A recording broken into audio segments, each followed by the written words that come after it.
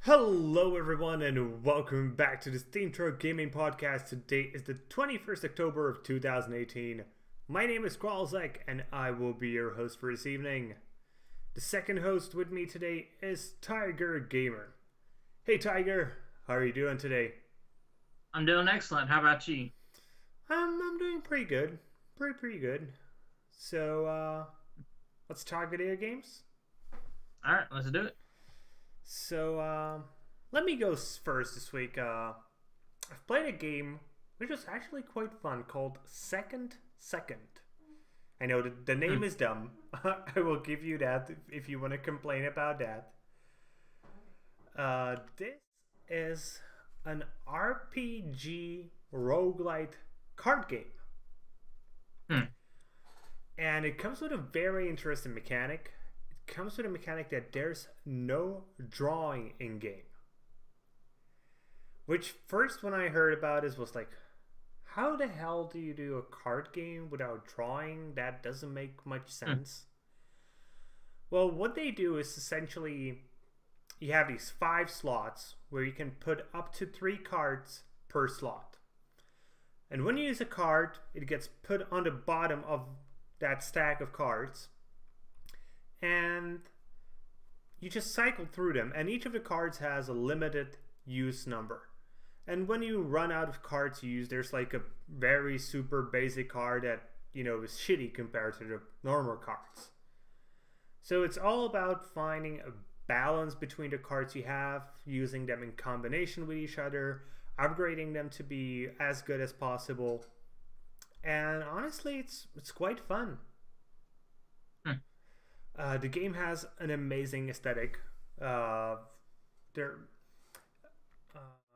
sort of reminds me of Slay the Spire, but with more sci-fi graphics instead of fantasy or creepy ass shit as it was for Slay the Spire.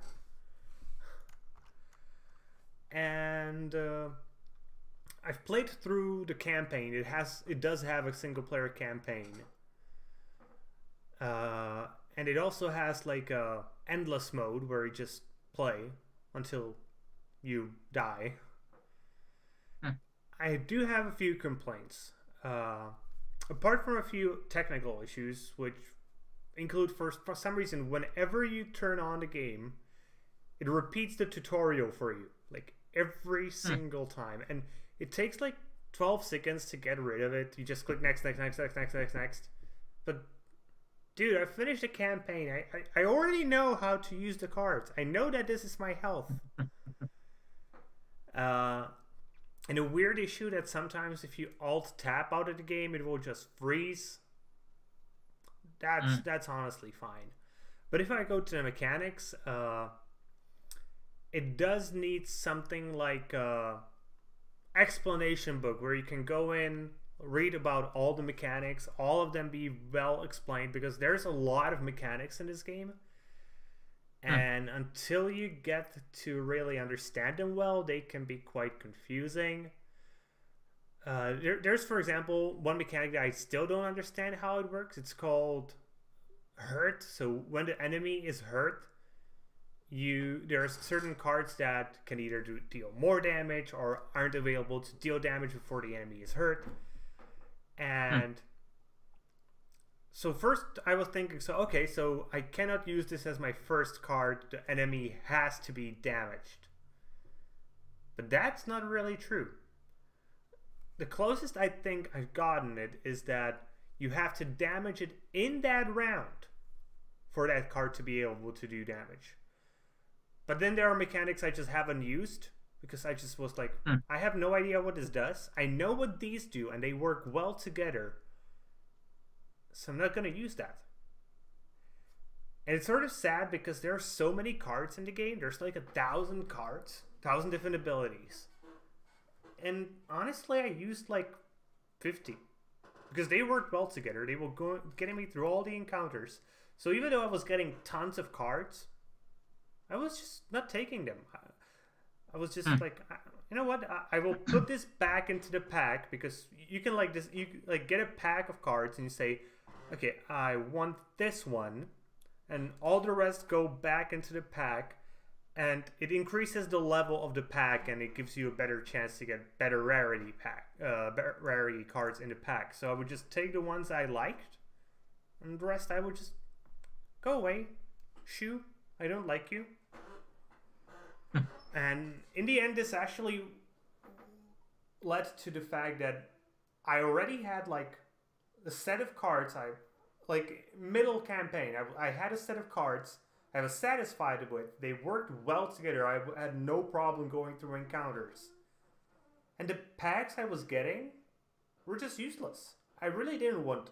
Yeah, and I still had free slots for my cards. I could have added cards, but that would disrupt the flow of the cards I already created, because suddenly I would have a different card in the stack. So I think that sort of sucked.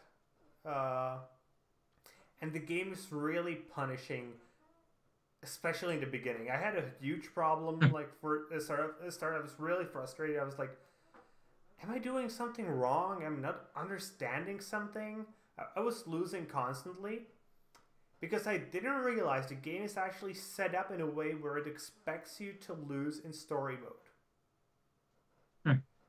Because if you die in story mode, there's a continue button. And if you see continue, you usually expect, okay, that's from my last saved game. Here, it actually remembers the stuff you had before you died. Essentially saves the game after you die, and it keeps you, your upgraded cards, the slots you unlocked. And that was a super weird concept to me. Because I was always, okay, I know I cannot beat that guy. I already tried all the permutations. So I'm just going to start a new game. I did that like 6 times. And then one time I was like, you know what? Let's just try continue what happens. Maybe I can beat him. I tried a different strategy. And I was like, wait a minute. I'm at the beginning of the section, but I have the cards I unlocked when I died.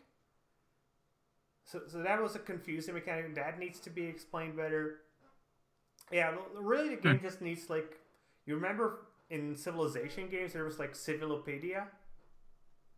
Yeah. This game needs this. And not a tutorial, because the tutorial is irritating, doesn't explain enough. Honestly, I think so many developers just can't design a proper tutorial. I think the best way it could have been done was just like, go into a match and, okay, you use this card and it deals damage. Okay, I know it's irritating when you're not an idiot. But if you're going to design a game that has like 50 different mechanics, then you need to include this sort of stuff. Like whenever you use a new mechanic, there should be like a little pop-up that tells you this mechanic does this when this happens. But it's just not included in here. So, and the game is available at the moment for €12. Its nominal price is $13.22, so I'm guessing that means $15. Honestly, I think that's a good price. It's actually, this thing tells me it's available on the Play Store. Let me actually check how much they want from this on the Play Store.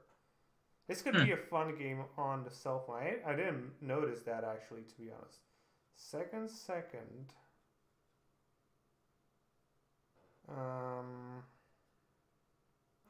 Okay, can't find it on Play Store. Let me try going through the website.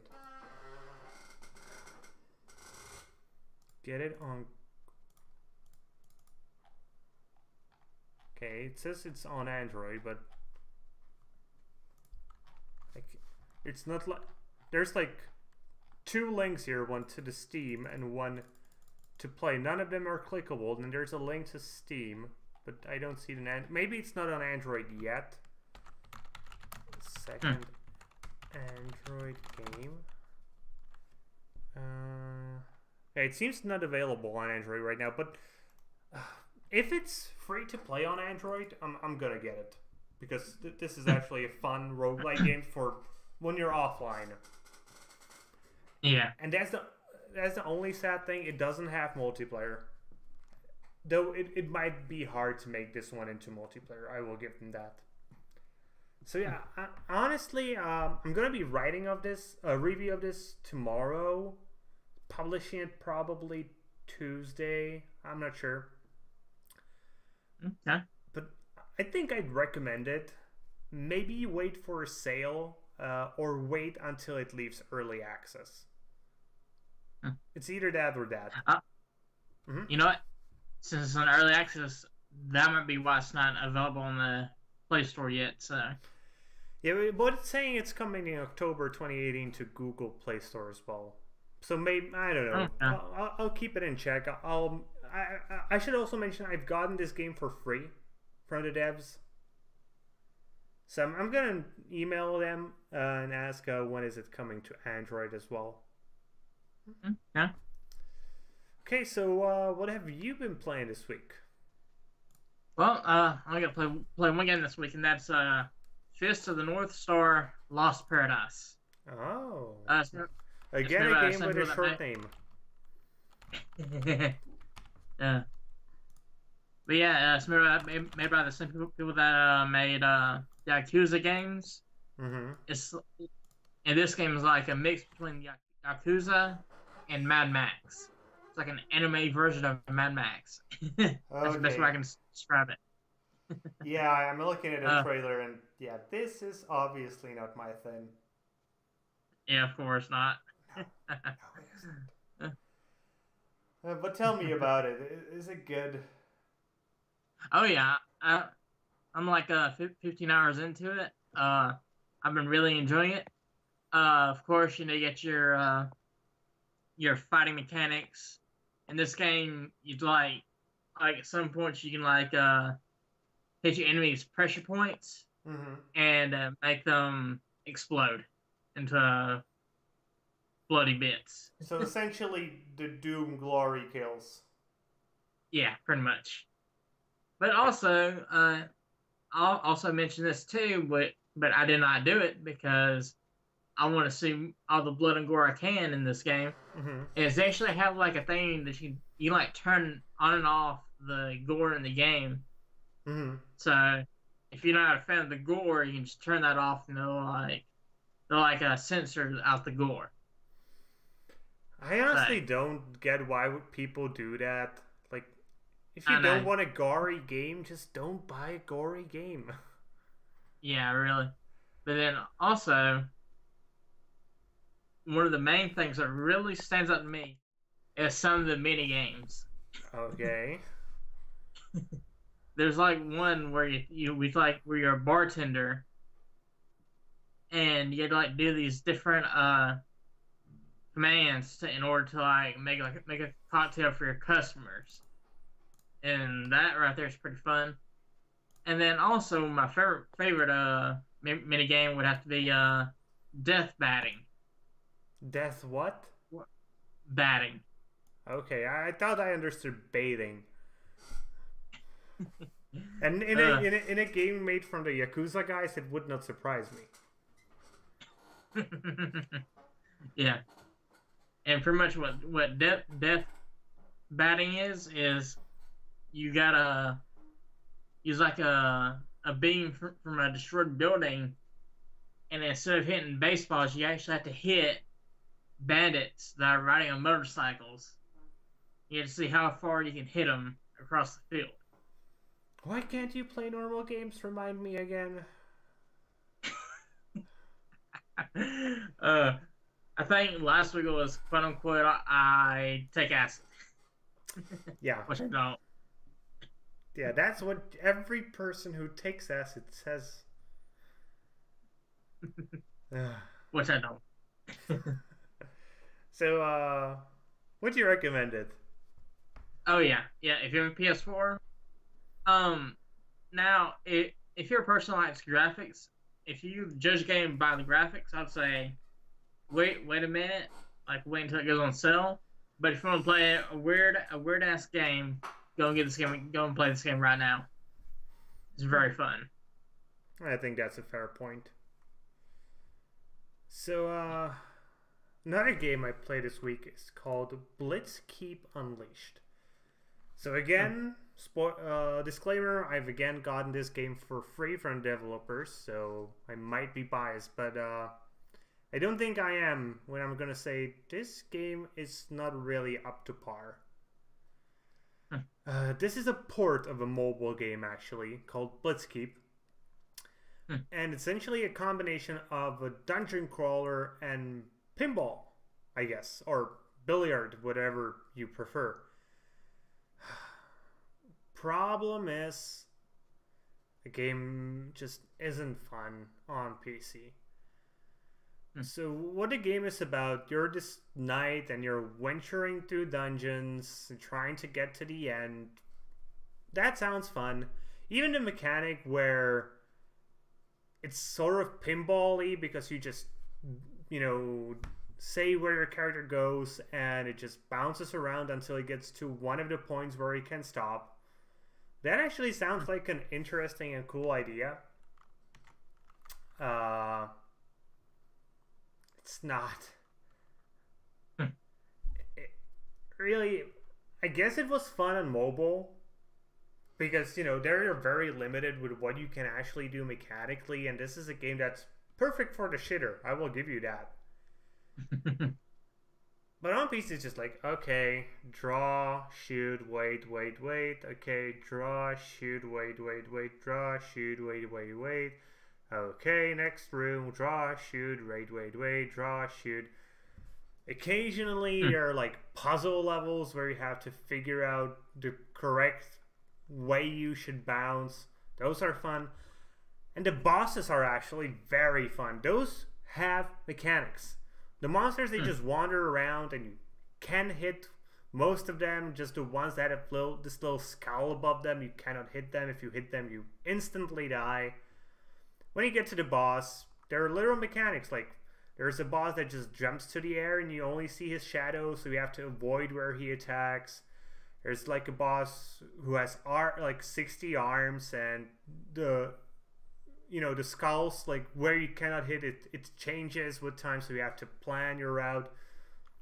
Those were fun. If this was just a game made out of the bosses alone, I think I would have been fine with it. I think I would give it a recommendation. Because of like the 20 minutes you have to spend just doing nothing essentially in between the bosses, nah.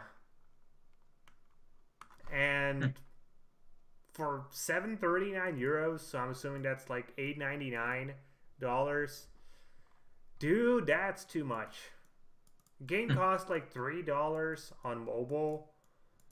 So it's currently available only on iOS. It was available for Android, but there was some issue, as I've been told by the developer, and he's like repackaging it and re-uploading it to the Google Store. So once it gets there, maybe take a look in it there. Though $3 for a mobile game, I don't know. I don't like to pay for my mobile games. I just usually pick free-to-play games. But yeah, this one could be a fun one. Okay. Anything else you played this week? No. How about you? Well, I've actually just like an hour before the show, I read an article about a mobile game, and that's what I've tried out. So the game is called Smashing 4. I'm going to play a trailer of it, and if any of you are familiar with Clash Royale, you're saying, why am I looking at a clone of Clash Royale? It's not a full clone. It's a clone in the way that of its business model, of the way how card leveling works, how guilds work, how, you know, all this kind of stuff works. The combat is different, though. Like, the important part. So, it's not a copycat. They just said, okay, that is what people already know in terms of the interface, so we're going to use that. And while I'm not happy with them about that, I'm saying, like, I don't really care in the end. The game itself is... So you have 4 warriors, and your opponent has them as well. It's a PvP game, just to say. And you're essentially So I was talking about Blitzkeep, and that's essentially what you do here as well. You just drag one of your heroes, and you shoot them at the enemy, and the goal is to destroy his heroes before he destroys yours. And ideally, you like, if you hit an enemy, you want to hit it into the rest of your heroes so they all also damage it, or you try to hit it so the one character you have hits it 2 or 3 times. So it's actually an interesting concept. It's a lot slower than Clash Royale. It's turn-based, whereas Clash Royale is essentially a real-time strategy game. On the other hand, that means it's much less hectic. It gives you a bit of time to think about your moves rather than just, okay, oh shit, what's going on? I need to slap something down. It does have like I think it's a 20-second limit to make your move, so it will not take freaking forever to finish a match. I need to give it more to really tell if it's a good or bad game. It's free though. It's a freemium game, you know. You buy stuff in the game, so. But I'm gonna give it a try. It looks decent. I've been looking for something to play like while I'm going to bed, and I'm already laying in bed, so I'm gonna try this one for that. Again, the game is called Smashing 4 if anybody's interested. And that's honestly everything I've played this week. Haven't played anything else. Okay. Then I think it's time to talk about the news. So let's do that. Alright. So I thought this week we'd start with the Rockstar Controversy. So for those of you who don't know, this all started with an interview where Dan Houser, one of the co-founders of Rockstar, said that some of the staff experienced multiple 100+ work hour weeks during the finishing touches to Red Dead Redemption 2. And this quickly turned into controversy, mostly about the fact that working conditions, especially during crunch hours, well, let's call them not really stellar in the game. They're just not really sterile in the gaming industry as a whole. Houser then came out and clarified in a statement that it was only the senior writing team who experienced these 100+ work hour weeks. But then on the other hand, there were several ex-employees from Rockstar, mainly from the GTA 5 and GTA 4 era, saying that they did experience like many weeks of at least 80 to 100 hours. They were saying like it was 12 to 15 hours per day, 6 times a week. But then on the other hand, current employees came out and said they have never experienced such things in Rockstar. So, do you have an opinion of this? Well, of course, they could have changed their policies in the past 10 years. So, and this is not just a Rockstar thing. This is an industry-wide issue as well. So, yeah, that's the thing. I think we should differentiate this one. So, first of all, Rockstar. I think they had shitty practices in the past. I think they fixed them. At least that's what it seems to be. Obviously, the employees could just be lying for whatever reason, just because they're loyal to the company, because they got paid to say those things, because they're afraid they could get fired if they didn't say those things, or they just wanted to look, I'm a team player, so when you're making the next promotion, promote me. It could be any of these reasons, but honestly, Rockstar is at this point so rich, and everybody will buy their games no matter when they release. I think they're okay with like, you know what, we're gonna release the game a month later, and you guys can go home at a regular, normal, acceptable time. But then there's the industry, and there is no doubt. The industry as a whole has a huge problem with how much time people actually spend working. Mm-hmm. The bigger question is this mostly happening in big studios, medium, or small studios? I think when it comes to big-ass studios, I think most of them at this point realize they cannot do it, because if it came out, it could hurt them so seriously. When it comes to mid-sized studios and small studios, I don't know. I think there is actually where it's happening the most. But when it comes to small studios, I think there the people are doing it voluntarily. They're not like being forced by their boss.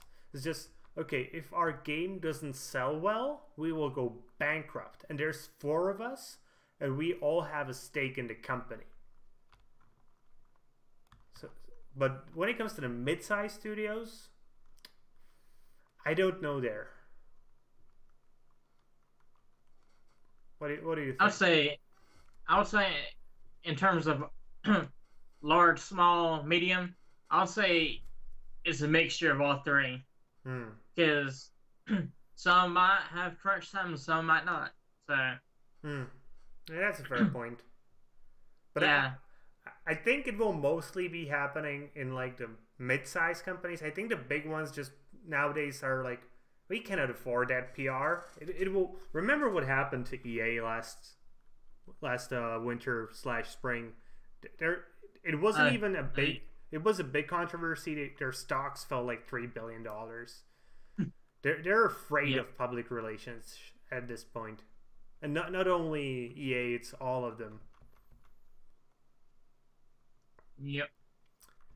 And to give you an example of how afraid they are actually of it, that's our next topic. Ubisoft. Politics don't belong to games. This has been said by Alf Condelius, who is the COO of Ubisoft, and he said it at a Sweden game conference. But he said specifically, we cannot be openly political in our games. It's bad for business. Then he continued talking about how some people essentially see politics in their games, but really it's just a fantasy setting. It's not a political statement. And, well, you know what? Go first. I want to hear your take on this first. Well, I would say, yeah, if you wanna, if you're making a game and you wanna if you want to be a political statement, go for it.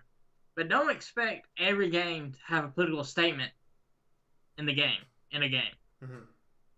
Just like I think one of the biggest game that started this is Far Cry 5. Before it came out at the end of March this year, a lot of people were expecting this game to have a political statement.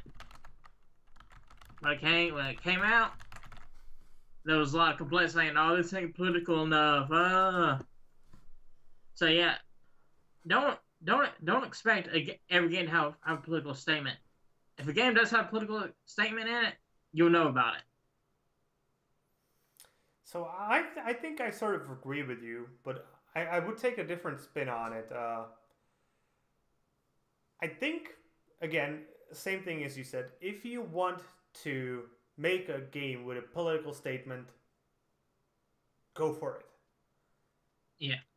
Don't say that games cannot include political statements. But I think he's talking purely from the point of view of Ubisoft.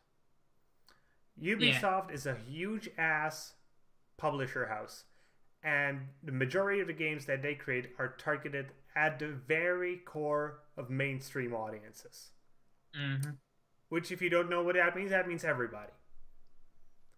They want everybody to buy their games.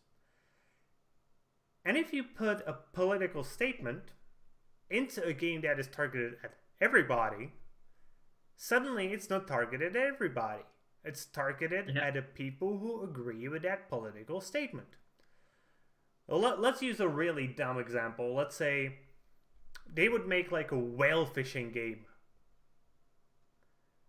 But the game would constantly be reminding you, don't kill whales, it's bad and it hurts them. It would essentially be like propaganda not to kill whales. And I know the vast majority of people these days will not give a shit about that. But let's say 100 years ago, that would have been actually quite an issue. Whale oil was used for lamps, and it was a big-ass industry. And many people were like, well, we cannot stop killing the whales. Where will we get our oil for lamps? Just like an imagined situation. So if they released our game back then, they would immediately just said to half of the people, or whatever subset who were pro whale killing, yeah, this game is not for you. And that's what's going to happen with any political statement you make in a mainstream game. Suddenly, instead of 1 billion people being able to buy your game, you're going to only be selling to 600 million. And that's a big difference. So I think I would leave political statements to indie games. Or even middle-sized games where you're specifically targeting that audience that wants to hear that political message. Yeah. But if you're Ubisoft and you want to make, or any other big-ass studio, and you want to make a political statement, be prepared to bear the repercussions. Battlefield 5 learned this the hard way. They made a political statement. They were like, so yeah, we don't care about historical accuracy. We care about the fact that we want women in our games. There was a lot of people who were not happy about that. And when they were told by EA's, one of their guys, if you don't like it, don't buy our games. They didn't buy the game. Who would have guessed? So I think that's the reason why Ubisoft is saying it's bad for business. But yeah, it's in the end, it's their choice. Nobody can stop them from it. Yeah. Me personally, though, in terms of like going back to the EA part, I think honestly people were just they're looking too much into this. Yeah, they are. Everybody is currently looking just for issues everywhere. Yeah, really. Just, for fuck's sakes, it's a video game. Enjoy it. Have fun. Yeah, really. Who the fuck cares that you're playing as a woman in World War II? It's not like this is like a drama historical that's striving for accuracy. It's a freaking game where you can get revived by a medic from being shot 20 times. Yeah, really. And that ain't historically accurate right there. So yeah, like, can you imagine? You know MASH, right? Yeah. Everybody knows. Yeah. Can you imagine if they were like just like, oh, here's an ejection, go back to the front line? No, it's just not how it works. Yeah. Yeah. Okay, let's move on to something else. Let's talk about 2 YouTubers getting sued by Epic because they were cheating and selling cheats for Fortnite. So the 2 YouTubers in question are Brandon Lucas, known as Golden Mods, and Colton Conter, who's known as Eccentric, and they were allegedly using and selling cheats in games. More specifically, it seems that Golden Mods was uploading videos on his YouTube channel showcasing him cheating in Fortnite and selling the cheat tools on his website. And he's a big YouTuber. He has 1.7 million subscribers.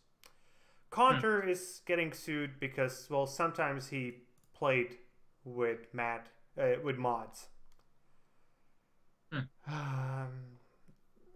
Essentially what Epic wants is damages, getting rid of all the profits he made from the cheating software, But mostly they just want to make him an example. Just don't do this, otherwise we will sue your ass off. That's what it seems to me. So, any opinion on this? Well,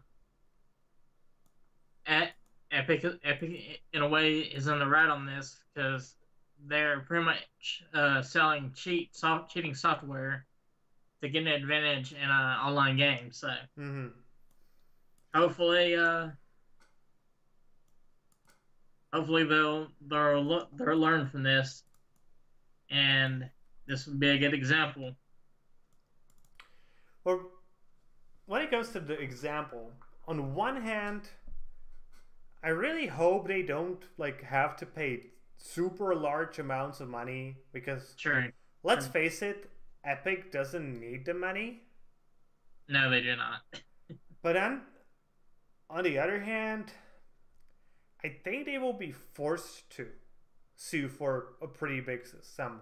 Because if it was something tiny, if it was like, oh, you're just going to pay a $20,000 fine, the people who are doing this, they will be like, okay, I'm making $100K per month. They got a $20K fine. I'm still at an $80K profit. They're just going to keep doing it. So I think it will have to be a large amount of money just so it is an exemplary case. Yeah. And also, make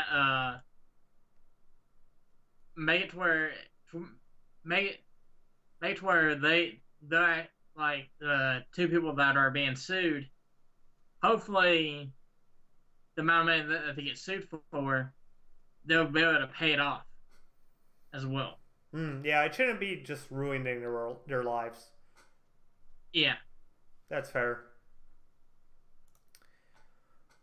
Okay, next piece of news. This one will be probably quick. Diablo 4 will not happen at BlizzCon 2018. Sadly. So, there was a lot of speculation and rumors about Diablo 4 appearing at this year's BlizzCon. First, there was the fact that it is the first panel that's going to happen on BlizzCon, the Diablo one. There was that weird marketplace stuff where it was items we have never seen before. We do know that they were hiring for Diablo projects over the years. But Blizzard just came out and said, BlizzCon 2018 is almost here, and we've seen a lot of rumors flying around about our plans for Diablo at the show. These are very exciting times. We currently have multiple teams working on different Diablo projects, and we can't wait to tell you about them when the time is right. We know what many of you are hoping for, and we can only say that good things come to those who wait, but evil things often take longer. We appreciate your patience as our teams work tirelessly to create nightmarish experiences worthy of the Lord of Terror. So to sum it up, no, not now. And I think that's fair. This is a good way to put it. Like, we're just not ready to show you what we have working on. And there's no doubt in my head that Diablo 4 is already being worked on at Blizzard. It's just gonna take a lot of time. What is intriguing about our statement is currently have multiple teams working on different Diablo projects. So we do know that Diablo 3 is releasing for the Switch on the 2nd of November. So let's assume that's one team, making sure all the porting is working well. Then let's assume there's that one team preparing Diablo 4. That is technically multiple teams. But I don't know, the way they frame it just seems like there's more there. And the one guess I have is a mobile Diablo game. No, I can see that happening, no doubt.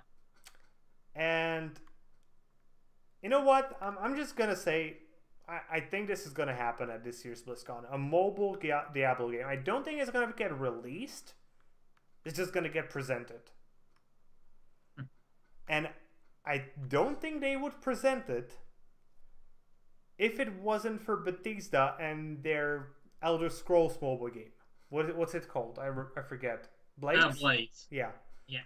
I think if it wasn't for Blitz, I don't think they would be showing off Diablo for mobile. But because of that, I think they will. So, would you play Diablo on your phone? Possibly. I think that's a game. See how. Say. I'll see how much it'll cost. Honestly, I think it would release free to play with a freemium model. Yeah, possibly. Or possibly not. Who the fuck knows? Yeah. Okay. So that's it for the quote-unquote serious news of the week. We got two pieces of cutesy news. First one is about a new world record for the PlayStation. You want to take this one? Yeah. This I forget his name, but this. Okay, let me find his name. Yeah. I have it somewhere. Hakan Karem. Okay. I'm not gonna try to pronounce that myself, but yeah. The record he broke is he has earned over 300 platinum trophies on the PSN in the past year. Oh, he has more in total. He has for the total. He has the record. Yeah. Do you know the number? I think it was like 1,700. So last week it was 1,724, but it's probably more at this point because when he registered the record, which is the one he has in the Guinness World of Records, it's like 6090 something. Dang. And in the month, when he registered and it got published, he earned another 30 trophies. That's ridiculous. Yeah. Earning those many platinums. How many do you have? I have 10 platinums, and in total I have around 6,000 trophies altogether. Yeah, but only 10 platinums. He has 1,700. I know, that's ridiculous. Yeah, that's the only way to describe this, to be honest. It's freaking ridiculous. Yeah. But and shoot, the only time I ever platinum a game is if I really, really enjoy the game. That's the only time I ever platinum a game. Well, I think the most impressive thing is when there are a lot of games that, want you to do really stupid shit like walk for 14 hours. Yeah. But for him, these ones are actually the easiest. Because, he just, okay, I'm gonna find a little spot where I can walk in a little circle, make my controller do that, and I'm going to bed.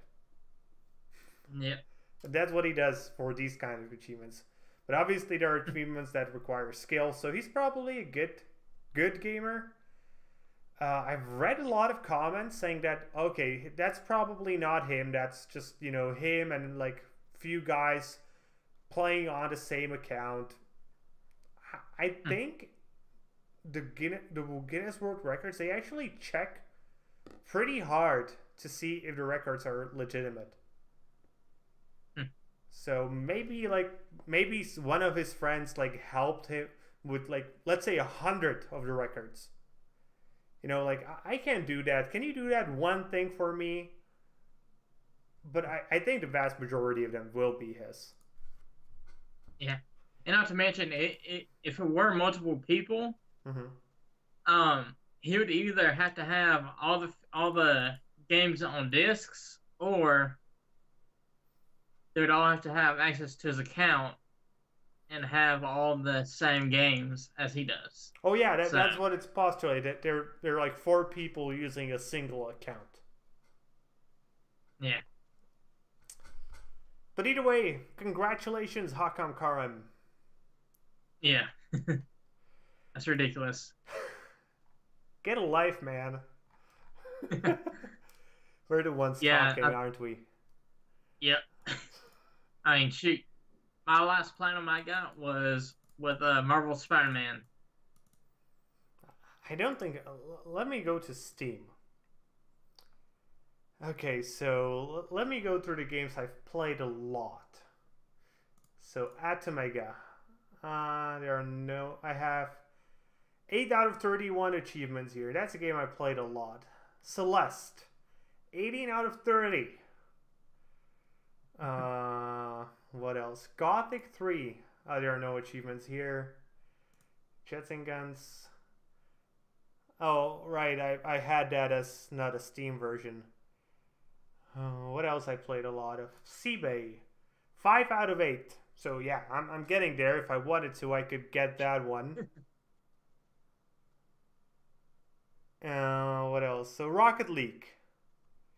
I have 53 out of 88. Wow. But I'm not trying for these, you know, so... Yeah.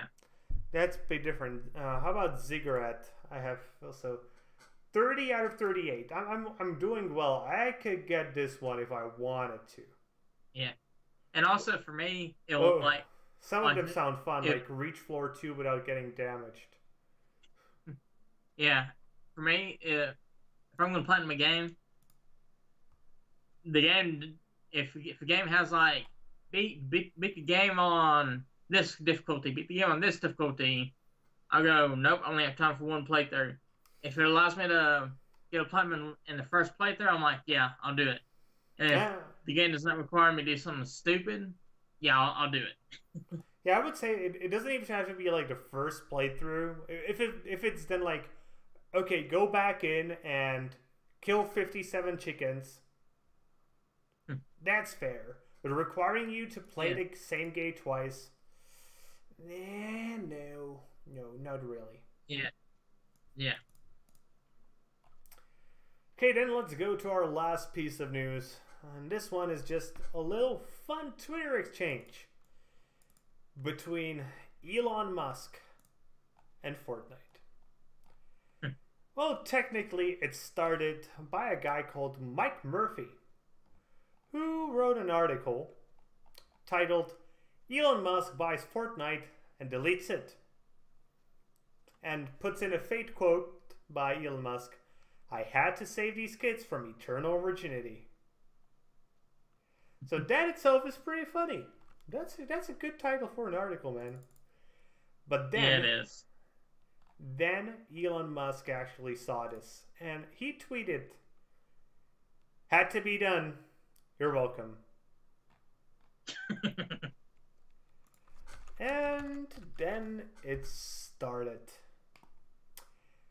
Fortnite replied.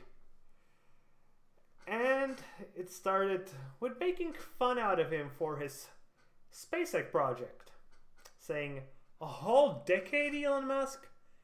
Just build." And if you don't know, just build is a common way to troll players who are, let's say, noobish in Fortnite. And Elon Musk then again replied, "Reality is hard." From there on, it just started as a huge Trollfest from everybody. I think my favorite one is coming from a guy called Myth, who is actually a pretty big YouTuber himself.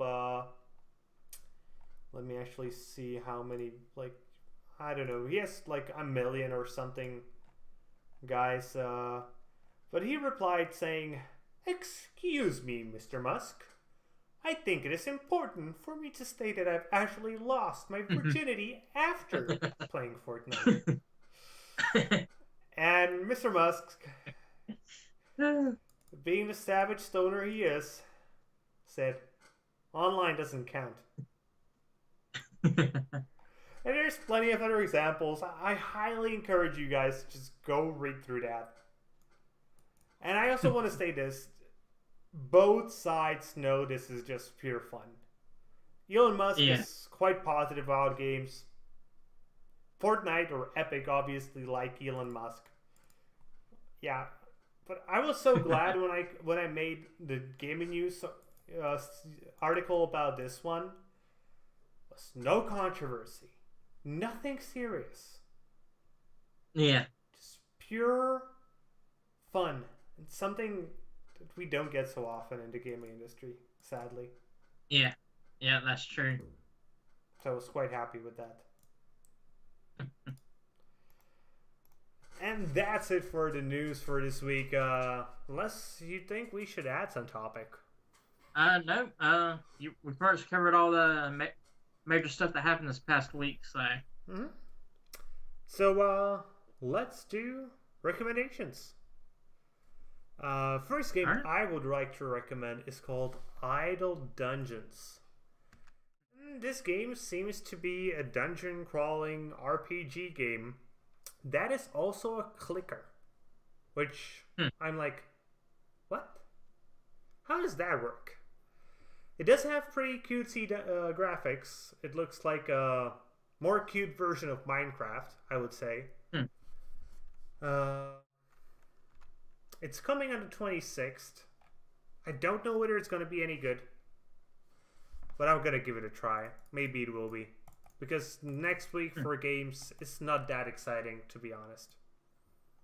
At least from the PC side of things. Yeah. Okay, what would you like to recommend? First off, I'd like to recommend Konami is porting over Castlevania Symphony of the Night and Rondo of Blood to PS4, and Symphony of the Night is one of the first games to ever pioneer the Metroidvania genre. So, if you like Metroidvania, it's coming to PS4 on October 26th. So, I think it's sort of in the name, you know? You have Metroid and Castlevania. If you combine them together, you get Metroidvania. So yeah, I think this will be fun for those people who like it or are eager to get a bit of nostalgia. Yeah. When is it coming out? October 26th. And do we know the price? I think it's $20. That's not that cheap. Well, you get 2 games. So. Still. Okay, my second and last game is called Pocket Rogues, and this is a roguelite action RPG in a top-down perspective. Honestly, I was thinking, should I even have a second game? Because this game looks pretty bland, but at least has some good pixel art graphics. It could be fun. I like roguelites, but next week is going to be sort of boring for me in terms of reviews, to be honest. There's not that much coming out from my point of view. Yeah. So, Pocket Rogues coming on the 25th. Okay, what else do you have to recommend? I think this one's pretty obvious. Yeah. Red Dead Redemption 2. Yeah, I didn't include it because I knew he was going to include it. Yep. Plus, it's a game I'm not going to play. It's a AAA game, and the only AAA game I'm interested in in the upcoming cycle is Doom Eternal. Okay. I don't have time to play AAA games. I have to make money. And I don't make enough money playing AAA games. But yeah, tell us about Red Dead Redemption. Well, of course, it's a prequel to the first Red Dead Redemption. Takes place in 1899. The game looks amazing. I can't wait to see how it plays and how it actually feels to play it. I've been a fan of Red Dead since the original Red Dead Revolver back in 2006. So. And it's a good game, and it will be a good game, no doubt about that. Not a single doubt about that in my mind. They would have to Rockstar. screw something up so bad. Yeah. And I don't think they will be capable of doing that. Yeah. But yeah, it's coming out on Friday, October 26th for $60 for the standard edition. So. Okay. And that's it, if I'm not mistaken. Yep, that's it. So let's do a bit of shilling and slowly bring this show to an end. You want to go first, or should I? I'll go first. You can find me on YouTube as Tygergamer and on Steam at Tygergamer. I do. What's that? No, talk. Sorry. Okay. And you can, and I mainly do Let's Plays, so look forward to them. And you can find me at Kralizec Gaming on YouTube and as Kralizec on Steam. I do reviews and science stuff and gaming news. You know the shtick. Yeah. And with that being said, that's going to be it for today, guys. I hope you enjoyed this video. And if you did, please consider giving us a thumbs up here on YouTube and subscribe to the channel. If you're watching on Steam, maybe you want to give us an upvote and follow the blog.